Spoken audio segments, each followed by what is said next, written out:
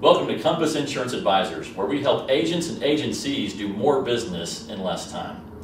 Today we're going to be talking about how to effectively make cold calls. And so let's start by going over some of the basics. The first basic is you have to use a script. Do not wing your calls, and so have a documented script that you're constantly improving. And overall, this will help you maintain control and direction of the overall conversation and know exactly what you're going to say, track your objections, your rebuttals, and constantly be improving them. And so over time, as a new one comes to the surface, you can document what that is and the proper response for it so that you can really control the overall flow of the conversation in obtaining your fact finding and getting to that next appointment. The next basic tip is to track your dials. And so know exactly what you're doing and know your true numbers and the effectiveness so that you can really ensure your success. Know how many dials it takes you to reach one decision maker, how many decision makers it takes for you to book one appointment, how many appointments it takes for you to make one sale. By knowing these numbers, you can then outline how many calls you should be making in 1 week and adding those to your calendar to reach your goals. This is all a numbers game, and this really helps you guarantee that success. We have a rule called the 25-3-1 rule. So upon making thousands upon thousands of dials, we have found that the averages that hold true regardless of tenure and experience is that we can maintain an average of 25 dials to talk to 3 decision makers to book 1 meeting. And so for you, if you are above these numbers, then you might want to look at how good is your script. Where are you maybe getting stuck? How can you improve? Because everyone should be able to maintain an average of these numbers. And if you're not tracking it, then you don't know where you are. Block out your dial sessions. Block out 1 hour on your calendar. Don't just think that I'm going to get to it when I can. You want to actually block these out on your calendar, and if for some reason you can't get to that on your calendar, you need to move it to a later time in the week so that it ensures that every week you are getting to your outline calls and that those are happening. It's all about consistency. And if you miss one dial session before the end of the week, you've got to get to that session and make sure that you actually complete it. So block those out on your calendar. We recommend doing at least 6 to 10 hour sessions throughout the entire week. I would definitely increase that depending on how aggressive you would like to be in building your book. Next, we have what's called a call blitz. We recommend that you do this 1 to 2 times per month. And what a call blitz is you're going to call your list. The phone is going to ring 4 times. You're not going to leave a note in the system. You're not going to leave a voicemail. You're going to let the phone ring 4 times and then you're going to move on. The reason that we do a call blitz is that it really ensures that we're getting through our list as fast as possible to get to that next appointment. And we found through our experience that you will book several appointments. However, you don't want to overdo it and doing it too often, and really doing your due diligence and working your overall pipeline, but doing a call blitz 1 to 2 times per month, maybe even on a Saturday, is going to be highly effective. Next, does time of day really make a difference? So from a case study in the marketing industry of over millions of dials, the case study had found that time of day didn't really make that much of an impact. Calling somebody at 7 a.m. versus calling somebody at 2 p.m. was only a 2.6% difference in results, which can definitely add up. However, going from 1 hour to the next, it wasn't that big of an indicator as to when we should or should not be making dials.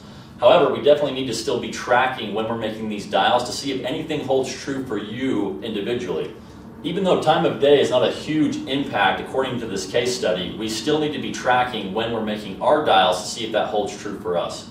So when you're tracking your dials, you'll want to track any that are made in the morning during these hours, in the afternoon during these hours, or in the evening during these hours, and see if there's any better time for you as you do more and more dials and you have more numbers to draw from. It may indicate when the best time of day is for you to be making dials, and you can build more of those time slots into your calendar.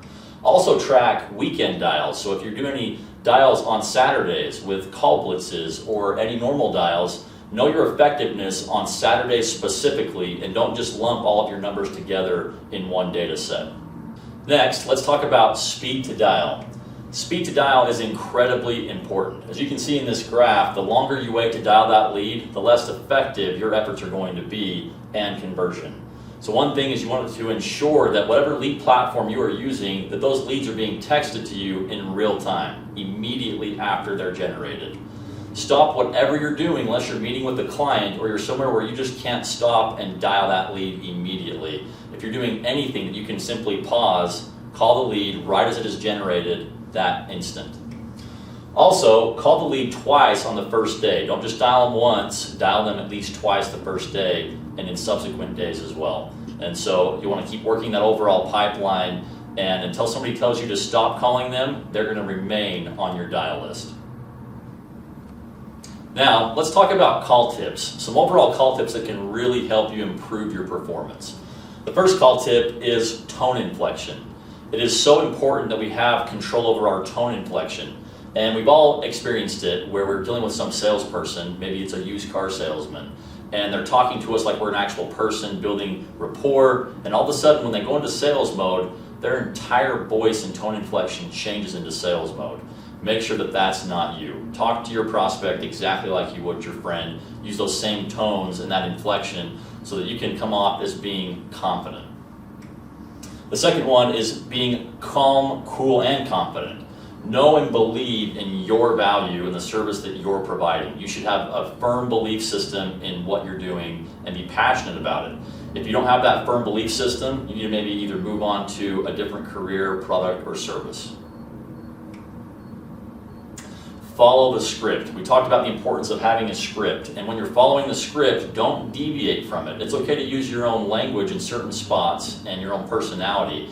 However, the overall flow and those bullet points that you're trying to hit, you cannot deviate from that.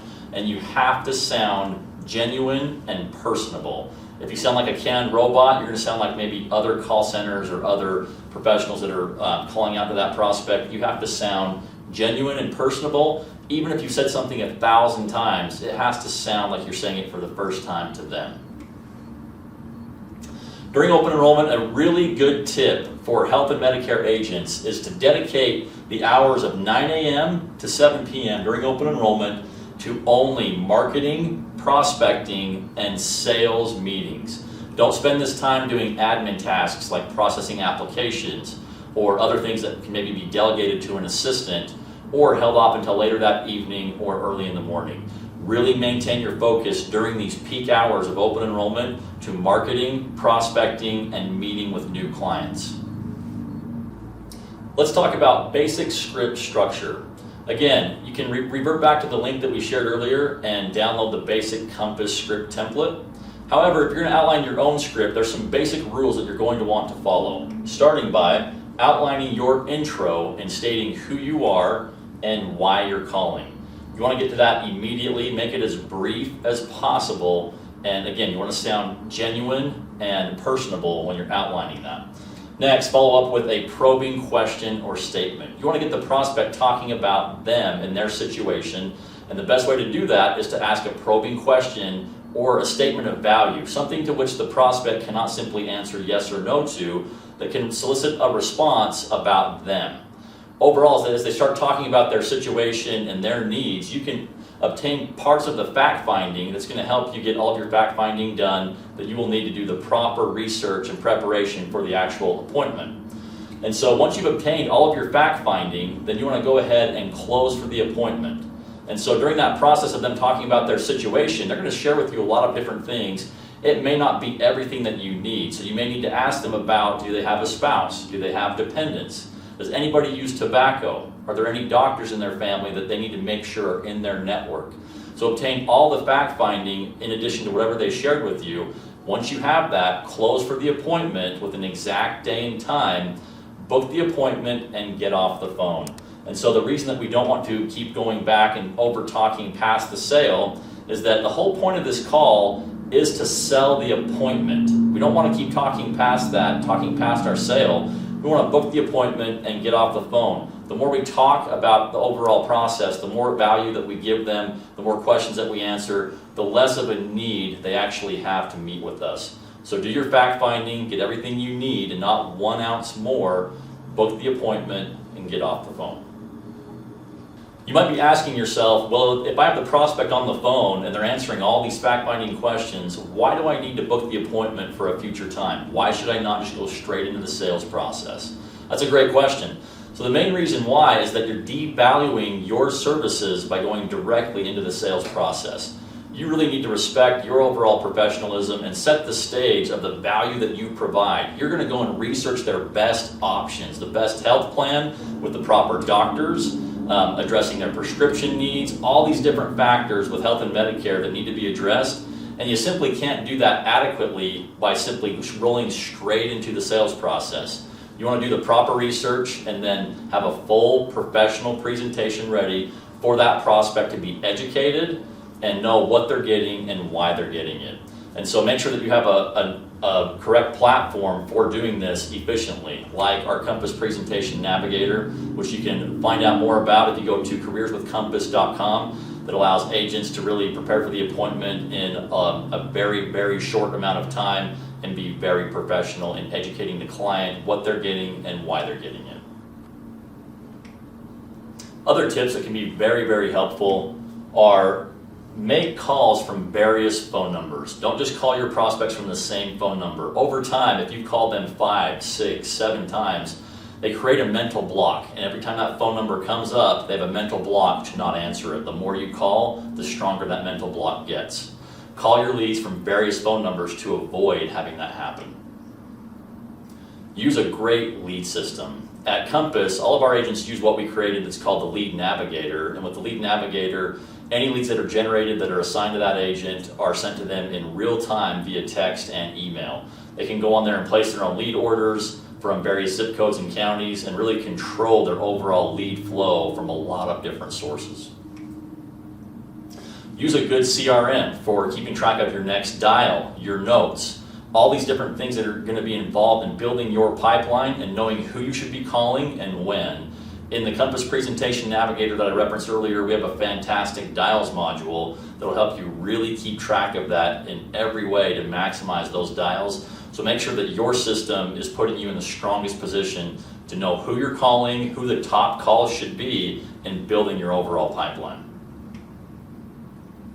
Use a good dialer, so that'll help speed up the whole process as opposed to manually dialing, simply clicking a button and dialing more leads. And you want to make sure that you are staying TCPI compliant and marking those that should be on the do not call list so that your overall compliance is what it should be. However, using a good dialer for those that you should be calling, where you can bring out to multiple contacts or just speed up the overall dialing process, can improve your numbers.